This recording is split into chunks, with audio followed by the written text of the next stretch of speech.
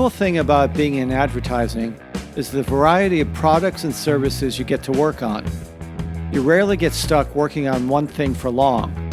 So unlike most jobs, it never gets dull. During my career, I probably worked on 300 different products and services, everything from Coke to infant anal thermometers. But I never thought I'd be selling God. Actually, the client was a church, which is still pretty strange since most churches don't have ad agencies. But this particular church, Marble Collegiate, was a progressive Manhattan church with a very marketing-savvy minister. I knew that because I'd been going to the church for years, mainly for the singles group, where I made some great friends. The church had an amiable associate minister who I'd occasionally grab coffee with. On one of those occasions, during which the conversation kept focusing on the ad agency I owned, I offered the minister an invite back to my agency for a little tour. After commenting about the many awards on our office walls, he then asked a curious question. "Does the head minister know about this?" I wasn't quite sure what he meant. What do you mean?" I replied. "I mean, you and this. Does he know about it?" The minister had a reason for asking. The church was considering an ad campaign. Having just seen my agency and awards, he wanted to make sure I was on the church's radar. 2 weeks later, I found myself sitting face-to-face in my office with the church head minister, our first conversation since our divorce chat 6 years prior. This time, however, the roles were reversed. Now he was sitting in my office seeking my help. After some rudimentary small talk, the minister's tone turned to business. "So let me tell you what's going on.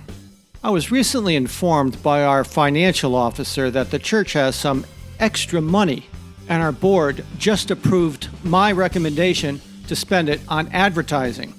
I think we really need to do something to attract more younger people to the church. Maybe you can help with that." I was trying to figure out if the guy was asking me or telling me. I was also trying to process the fact that I was now talking business with the same guy who was giving me sermons for the past 14 years. After speaking his piece, the minister requested that I put together a marketing plan. The budget, $150K. For 3 months. I agreed.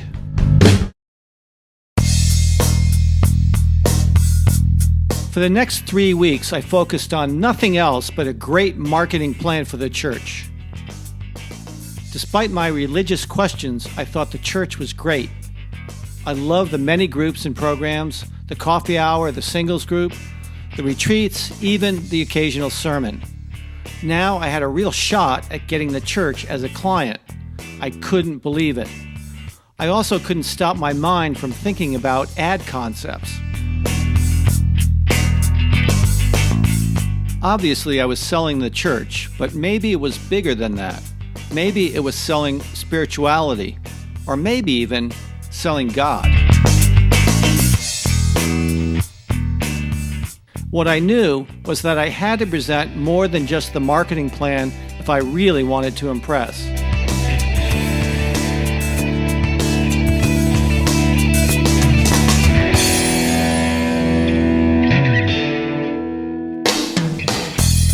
To reach young New Yorkers, I knew it had to be smart, witty, and edgy. And after a 60-hour week, I was feeling good about the fully designed campaign I'd created. The question was, would it fly with the minister and his board? To cover my bases, I came up with a second campaign that was still good, but safe.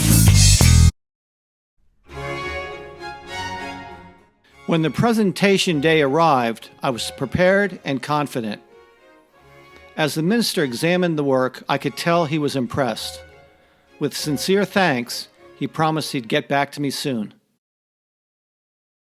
A week later, I got the word. It was a go, with the edgy campaign.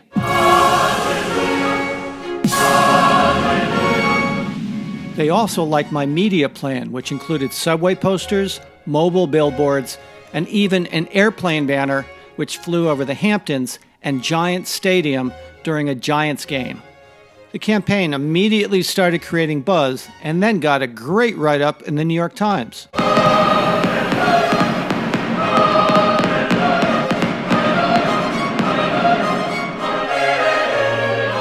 And shortly after that, the minister and I were invited to be the featured guests on a syndicated TV show to talk about it. How can churches and synagogues appeal to America's youth? Well, here's one great example. Now, this ad is part of Marlboro Collegiate Church's new campaign of advertising. The creative force behind this campaign is John Follis. He's the president of Follis Advertising and one of Marlboro's congregation members. We'll also find out how much of an impact this campaign is having on one of the most distinguished churches in New York, Marlboro Collegiate. Making religion hip. That's our topic today on the God Squad. This kicked off the campaign. John, why don't you just say what you did last Labor Day weekend? Last Labor Day week. Oh, this is great. Yeah. You asked about the media. One of the media formats we did was an airplane banner. We actually had an airplane flying over the beaches of Long Island on Labor Day, which, as you know, is one of the most popular, and it says, "Make a friend in a very high place," and then has the Marble Church website, which is marblechurch.org. You are wired in. This is the church of the 21st century. This is literally going to higher places, Mark. There's only so much you could get on that banner, so it's perfect for the website. It was great. That's great. Now, Arthur, did you get any reaction to Lots something of like reaction.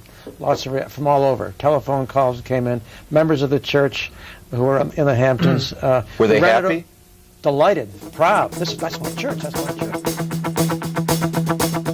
In its second year, the campaign got press in USA Today, Time Magazine, The Daily News, Adweek, and some Danish magazine. Prentice Hall also featured it in their marketing textbook, and I wrote about it in this Adweek column. I continued doing advertising for the church for another 13 years. Ironically, after 14 years of advertising the church, my own ads weren't enough to stop me from leaving. My attitude about church, religion, and God had changed. And if you want to know why, here's a great documentary you can watch. This is a KPRC Local 2 News Update. Local 2 investigates church pastors going public as atheists. It sounds unbelievable, but it happened at a church right here in Houston. And more than 270 church leaders across the country have now joined a new group of clergy that no longer believe in God. And are you going to go preach next Sunday? I'm going to go back next week and meet with my leadership and talk about where we're going to go from here. And we'll see.